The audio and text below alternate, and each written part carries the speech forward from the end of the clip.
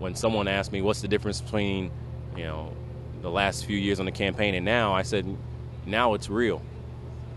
Now you are a part of decisions that impact livelihood. And if you can't get passionate about that, I don't know what you could. There are things you just will never forget. 2 weeks ago when you're at the Congressional Black Caucus Gala and you get to see the president and the first lady and they know you. I had one of my bosses in Iowa, Emily Parcells, say once to us, it's a pretty surreal feeling to know that the leader of the free world knows who you are. For many people in the world, they will never come across the gate, let alone get inside the doors. We get to do this every single day.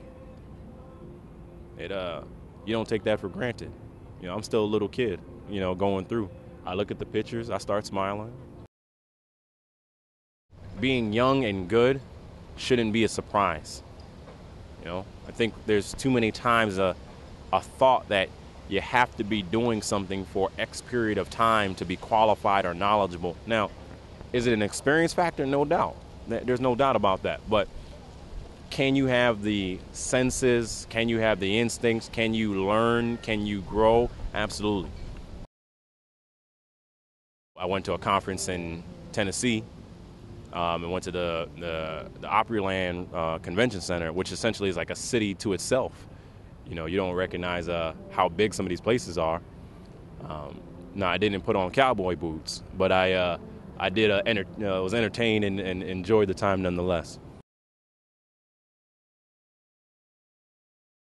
I met a supervisor in Arizona, and his name is Ray. And Ray said, "You know who else has the name Michael Blake, don't you?" And I said, "Yeah, Dances with Wolves, I know."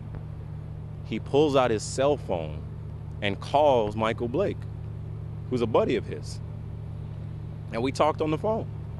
And he sent over a book, about kind of the work that he's doing outside of the movie and everything, and it was just great.